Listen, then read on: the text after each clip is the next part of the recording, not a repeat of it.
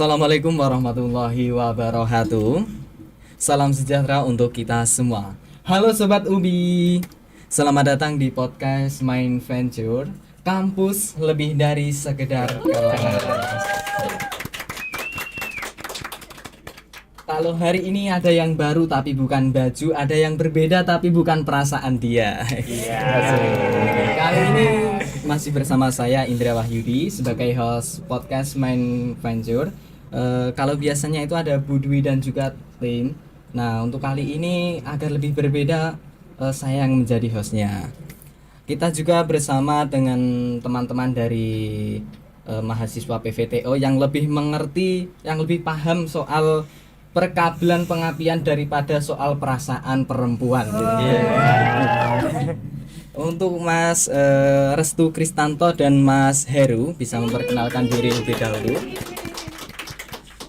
Baik, halo Sobat Ubi. Perkenalkan, nama saya Restu Kristanto, biasa dipanggil Kris, dari Prodi PVTO semester 4. Baik, selamat pagi Ubi. Perkenalkan, nama saya Heru Trisaputro dari Prodi PVTO semester 4.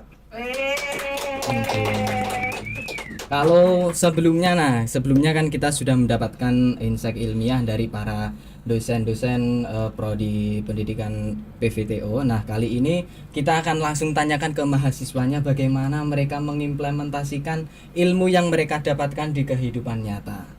Oke, kita mulai dari yang mendasar dulu Mas ya. Mengapa kok memilih kuliah di prodi PVTO ini? Kalau boleh tahu nih. Ya, kalau dari saya, mengapa saya berkuliah di Prodi PVTO ini? Yang pertama, saya sangat sesuai dengan jurusan ini, dan yang kedua, saya memiliki basic juga dari dunia otomotif, seperti itu. Kalau dari Mas Heru sendiri gimana nih Mas?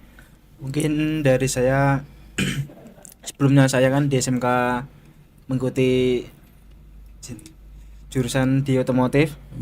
Mungkin dari kuliah ini saya memperdalam di dunia otomotif. Oh, seperti itu. Baik.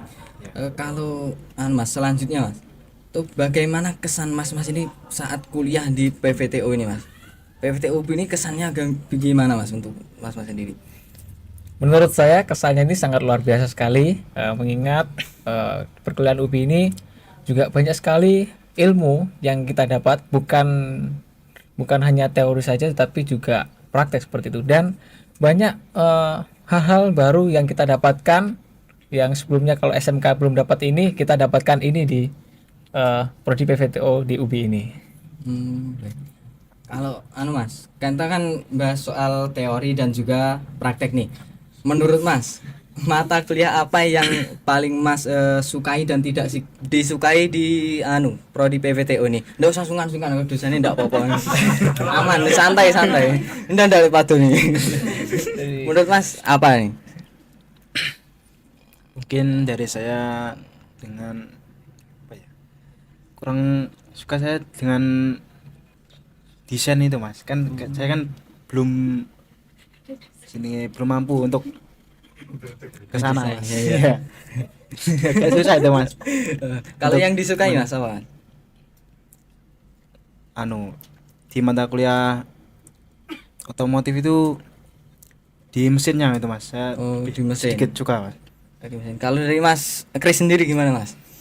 Ya, kalau yang paling saya suka adalah itu ya mesin pastinya, baik itu elemen mesin ataupun bagian di peralatan otomotif. Nah, kalau yang bukan tidak suka ya, tapi kurang suka itu lebih ke ya hampir sama dengan Mas Desain toh. Saya belum bisa masuk ke desain seperti itu. Kalau dari situ kan kelihatan nanti kalau gimana menurut Bapak Kaprodi dan juga Bapak dosen menindaklanjuti hal tersebut. Kalau soal keaktifan Mas, apakah mahasiswa PVTO ini cuma aktif di kelas saja atau ikut organisasi lain? Kan PVTO ini yang jelas itu kan mayoritasnya kan cowok. Betul. Itu kalau di kelas mas-mas kalian ini apakah ada yang ikut ormawa atau yang lain gitu Mas? Ya, kalau di kelas kami hampir semuanya mengikuti organisasi. Contohnya ada organisasi mahasiswa prodi PVTO dan juga ada UKM lainnya seperti UKM musik, UKM pramuka, dan masih banyak lagi UKM yang teman-teman juga ikuti di kelas kita seperti itu. Oh, kalau sampean Mas ikut UKM apa? Iya, kalau saya ikut UKM musik dan juga UKM pramuka. Wah, seperti itu. luar biasa, beri apa dulu. Kalau Mas Heri sendiri? Dari saya sendiri itu saya ikut UKM Pramuka, Mas. Oh, Dan ternyata olahraga. dua-duanya pramuka loh. Iya. Iya, Terus betul. bisa bongkar mesin juga bisa bongkar apa ini? Simpul juga. Iya, simpel. Oke, selanjutnya ini program di PVTO ini kan juga ada banyak. Terus menurut kalian kan PVTO juga bekerja sama dengan mitra apa saja Mas kemarin? Yamaha, Ya, ada banyak, ada Yamaha, kita juga di Toyota dan Mitsubishi. Foto 2000. Oke, Iya. menurut Mas kesannya gimana nih Mas? Nah, sewaktu kita ada kerjasama dengan Yamaha itu sangat bagus sekali. Program kita yang terakhir itu adalah servis murah, itu meliputi ganti oli maupun servis mesin, tune up seperti itu. Dan biayanya sangat terjangkau karena ini acaranya diadakan di lingkungan kampus UBI seperti itu. Berarti nanti outputnya itu tidak hanya sekedar menjadi tenaga pendidik juga Mas ya? Iya. Betul. Kemudian Mas, kemudian gini, kan yang namanya anak teknik itu kan tidak luput dari yang namanya praktikum. Betul. Nah, menurut Mas nih, yang paling menantang di praktikum itu praktik apa? Mas Heru coba. Ya.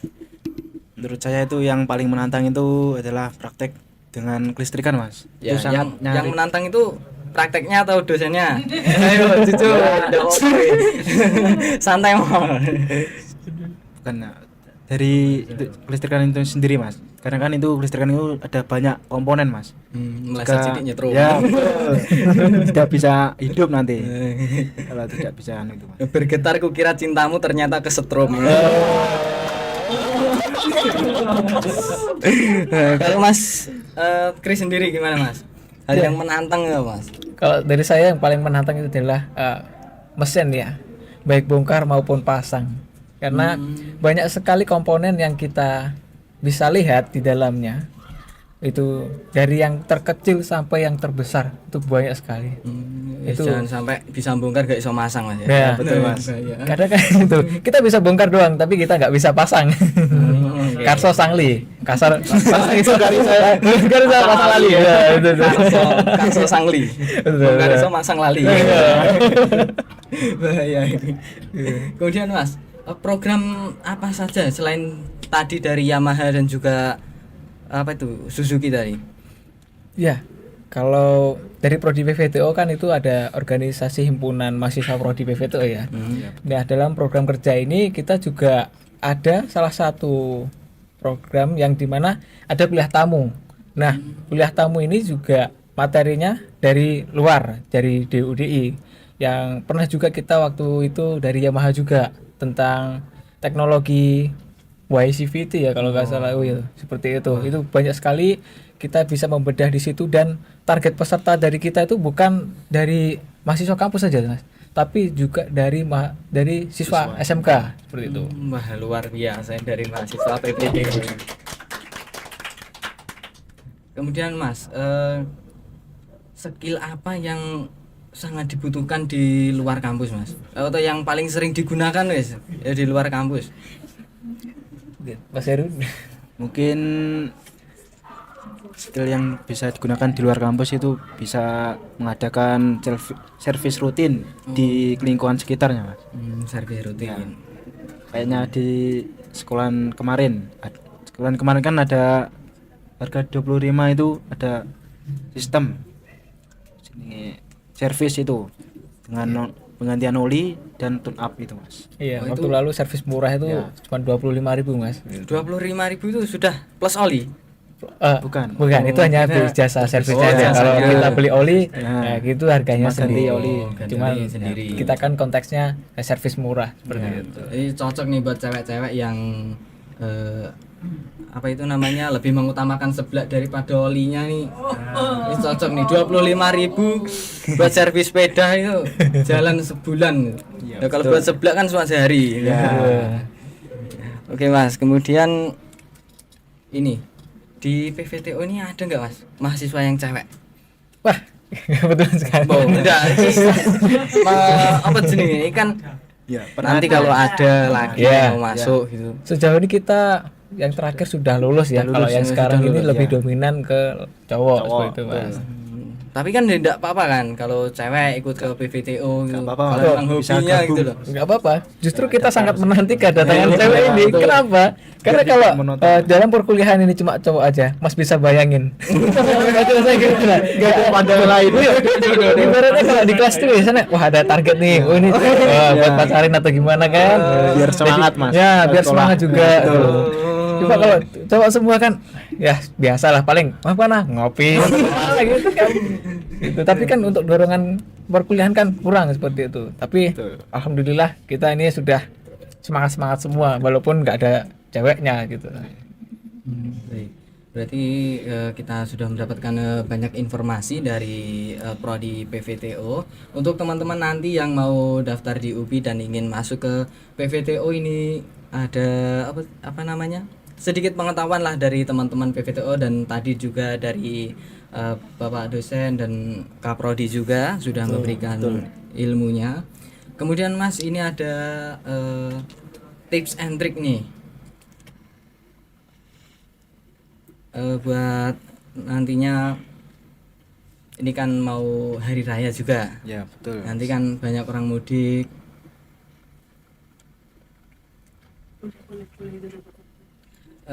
Kita berikan sedikit pertanyaan nih Mas. Ya. Cara cek aki tanpa alat khusus kayak avometer dan juga termometer avometer dan multimeter Mas. Ya. Tanpa itu gimana Mas cara ngecek? Mungkin yang pertama itu bisa dilihat di indikator dalam mobil, Mas. Mungkin bisa dilihat kalau di dalam indikatornya itu yang berwarna merah, berarti itu ada kesalahan dari aki. Jika dalam indikator itu berwarna putih, berarti kekurangan isi, Mas ya. Bisa dicas lagi. Kekurangan isi. Ya, kalau dalam kondisi bagus itu aki yang berwarna hijau, Mas, di indikator. Iya kan kalau dalam maki ya kita itu lihat ada kontrolnya. Jadi kita bisa lihat dari situ tanpa menggunakan alat. Ada 3 warna yang tadi sudah disebutkan oleh Mas Heru. Kalau merah itu sudah soak ya istilahnya. Kalau yang putih itu minta dicas atau dicharge akinya. Kalau yang hijau itu bagus gitu. Bagus. Kemudian yang kedua, tanda oli harus diganti gimana Mas? Biar ini orang-orang awam tuh biasanya kan ada yang nggak tahu nih kalau misalkan kendaraannya itu sudah waktunya ganti oli, sudah waktunya servis itu kan ada yang nggak tahu, kadang cuma diisi full bensin tok. Ya. Penting Yang bensin penting jalan. bensin full banding glinding ini katanya Betul, sudah. betul. Nah, itu gimana Mas cara ngecek? Ya, kalau di sepeda motor kita bisa gunakan dipstick ya atau stick yang buat ngecek untuk kapasitas oli. Itu biasanya di sebelah kanan mesin ya. Buat di motor matic ataupun di motor manual itu biasanya di sebelah kanan ada tutup berwarna hitam yang kita bisa gunakan tang kalau kita misalkan kendorkan bautnya itu kurang ya. Oh ya, kalau kurang kalau kencang kita bisa kendorkan pakai tang, habis itu kita tarik dipsticknya, kita cek. Nah, ada 3 batas dalam dipstick itu atau oli itu, stick oli itu. Yang pertama itu sangat kurang, yang kedua kurang, yang paling atas itu adalah sesuai dengan standar atau fullnya seperti itu Mas. Jadi kita bisa cek. Nah, nanti kalau misalkan tinggal separuh nih, ya kita tinggal tambah aja. Sesuai dengan kekurangannya itu berapa. Contoh kurangnya setengah liter ya kita tambah setengah liter. Tapi dengan catatan oli itu sebelumnya sudah pernah ganti belum lama, tapi olinya ini kurang. Biasanya kan oli itu mengurang bukan karena kebocoran saja, tapi karena penguapan. Jadi kita perlu mengecek rutin lah istilahnya. Jangan sampai oli ini sampai kehabisan. Itu dampaknya luar biasa sekali. Nanti Bisa turun mesin mas. iya, niatnya jajan malah turun mesin. Nah, beli serba 5.000, turun mesinnya ini 1 juta contoh seperti itu kan. Itu kan mahal. Ya. Kan menurut rumornya nih Mas, oli itu semakin kental semakin bagus. Apakah benar Mas? Tidak juga. tidak. Tidak selalu oli itu semakin kental semakin bagus ya. Karena sesuai kebutuhan dalam mesin itu, setiap mesin itu memiliki standar masing-masing. Jadi kita tidak bisa patok, wah oli mesin ini harus kental, ini anu kental. Enggak. Jadi ada standarnya. Kita ada manual booknya Mas. Ada 5W sampai berapa gitu. 5W 40 atau berapa gitu. Kalau sepeda motor 1040. Iya. Ya, itu Mas. Tadi kok lupa saya tanyakan. Mahasiswa PVTO ini pembelajaran, perkuliahan dan teori praktiknya dari dosen bagaimana Mas? Mungkin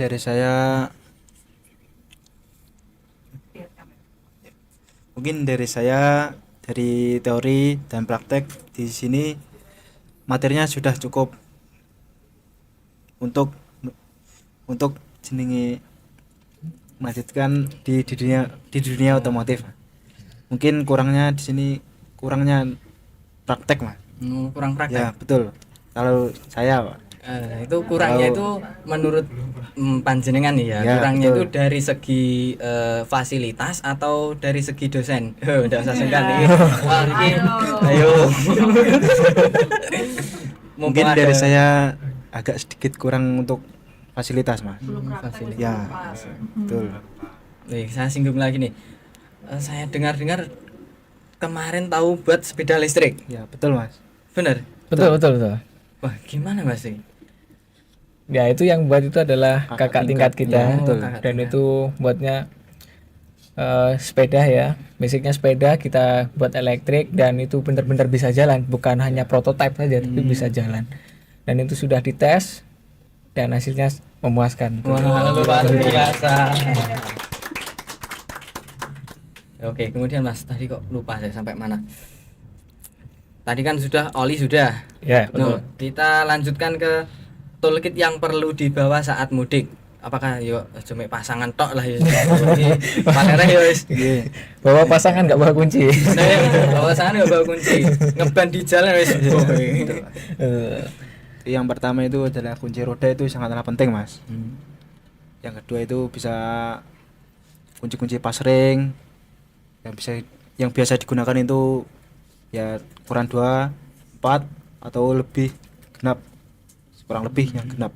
Ya itu kalau yang mobil mas ya. Ya, Kalau yang yang mobil, sepeda ya, motor sepeda motor. itu kita biasanya kalau dari pabrikan itu ada kunci busi sama obeng. Nah itu kita tambah dengan kunci pas. Paling sering kalau sepeda motor itu kunci pas ring kunci 10, nomor 10, nomor 10, nomor 12, nomor 14 seperti itu. Nah sama biasanya buat jaga-jaga aja nih kita bawa busi. Penting Busi cadangan. Iya busi cadangan. Oke. Kemudian yang pertanyaan nomor 4 nih Mas. Jika mobil overheat di jalan, ini apa yang perlu dilakukan? Kalau orang awam itu kan mesti gupuh, panik. Ya, Nah, Iya, Mas. betul. nah, itu gimana Mas cara mengatasi? Iya. Cara mengatasinya yang pertama kita jangan panik dulu. Kita berhenti. Kalau kita lagi di jalan tol nih, kita berhenti di bahu jalan. Kita nyalakan lampu hazard, kemudian matikan mesin. Betul. Nah, kalau sudah kita turun, kita buka kap mesinnya. Kita cek nih dari mana. Nah, yang pasti kalau yang namanya overheat itu kebanyakan dari kurang atau habisnya coolant atau air radiator mas. Betul. Seperti itu. Jadi biasanya orang ini nggak was-was. Karena apa? Kebanyakan mobil sekarang itu lebih memainkan indikator digital. Kalau dia masih dingin biru, nanti kalau udah overheat itu baru benar-benar nyala merah. Tapi kalau normal standar itu kita nggak akan nyala. Enaknya kalau yang manual itu kita bisa tahu, oh mobil ini udah mau overheat nih. Gitu. Jadi udah biasanya kan separuh atau seperempat itu. Ini kelewat dari standarnya. Itu kita bisa indikasi awal. Tapi kalau mobil sekarang ini lebih ke langsung indikator warna merah, ini overheat. Mesin kita langsung panik dong, pasti kita orang awam kan. Iya, Panik, kita turun. Waduh gimana. Ya itu tadi kita buka ke mesin, kita lihat. Kita cek airnya. Airnya ini habis enggak? Kalau airnya habis, ya ini penyebabnya. seringkali kita ini apa ya, nggak was-was, kita Lalai. begitu ya, kita dengar kata mudik itu, wah kata mudik itu seneng, wah, Kenangan lupa. kita target nih besok kemana, tapi kita lupa cek mobil kita ini, seperti itu ya. Itu tadi, jangan panik, kita berhenti di bahu jalan cari aman, kemudian kita nyalakan lampu hazard, buka kap mesinnya, kita cek airnya. Kalau misalkan benar-benar habis, kita tambah lewat tabung penampung, tabung reservoir. Jangan kita sampai membuka dari tutup radiatornya, baik motor maupun mobil ya mas. Kenapa ya mas? Ya, Karena keadaan itu mas, overheat Panas, itu kan oh, panas. panas. iya. Ya. Kalau yang namanya overheat itu pasti panas di luar suhu kerja standarnya Atas. dari motor tersebut. Ya. Kalau kita sengaja ataupun dengan langsung membuka tutup radiator ini, maka itu akan langsung terpental dan kita bisa jadi terkena semburan air yang dari dalam radiator mas. Waduh. Itu sangat bahaya sekali dan efeknya nggak main-main, karena kalau kena air mendidih itu pasti melepuh kan mas. Jadi itu bahayanya. Makanya jangan dibuka tutup utamanya, tapi kita isi dari tabung reservoirnya, seperti itu. Oh, ini untuk para pemirsa yang ingin mudik ke luar kota, bisa menjadi tips nih kalau mengatasi mobil yang overheat itu harus minggir dulu, lebih tenang, jangan panik, kita buka pelan-pelan. Nah, seperti mengatasi yang hati yang overheat mas, kita sejenak ya, rehat sejenak. Digoleki lah apa sing marai unek-unek. Oke. Baik mas, kalau begitu berikan kesimpulan atau closing singkat lah dari mas-mas ini untuk teman-teman atau untuk pemirsa mengenai tentang prodi PVTO ini bagaimana, atau juga keunggulan PVTO lah. Baik, Mas Ir. Baik, dari saya mungkin dari keunggulan PVTO itu tidak monoton dengan motor ataupun mobil. Jadi bisa semua. Untuk mahasiswa yang ingin gabung dengan prodi PVTO bisa gabung, jangan takut. Kalau sebelumnya basicnya motor, gabung ke mobil itu tidak bisa, itu jangan takut, bisa gabung ke prodi PVTO sekarang. Dari Mas Kris ada yang perlu disampaikan closingan Pak? Ya, teman-teman bisa dapatkan. Nah, jadi teman-teman nggak perlu khawatir, basic apapun bisa. Bisa. Dari basic motor bisa, dari basic mobil sangat gabung. bisa, alat berat juga bisa. Karena Bisa. apa? Ini hubungannya dengan otomotif. Otomotif. Otomotif itu tidak hanya fokus dengan satu kendaraan saja, tapi banyak kendaraan seperti itu. Oke, kalau mikirnya kan teman-teman mungkin mikirnya kalau otomotif itu cukup di mobil saja. Nah, Biasanya kebanyakan begitu. Kalau di PVTO kan bukan hanya sekedar mobil, semua kendaraan bisa. Bisa. Oke. Itu tuh pesan-kesan dari Mas Kris dan Mas Heru. Kemudian kita akhiri podcast hari ini. Dari ruang kelas hingga ke ruang mesin, dari teori hingga ke praktek nyata. Dari sini kita bisa belajar bahwa prodi PVTO itu bukan hanya sekedar belajar teori saja, tetapi juga praktek dalam kehidupan nyata. Mudik aman, keluarga lebih nyaman. Terima kasih kepada narasumber juga sudah hadir dan menemani di sini. Sama-sama. Saya Indra Wahyudi dan Saya Restu Kristanto. Dan saya Heru Trisaputro. kami pamit undur diri. Jangan lupa ikuti dan follow Instagram kita di ubi_official_ akun dan juga di TikTok ubi_official_01. Ya, Oke. di-follow ya. Sampai jumpa di episode Main Venture selanjutnya. Kampus lebih dari Dari sekedar sekedar kelas. Sampai jumpa. Wassalamualaikum warahmatullahi wabarakatuh.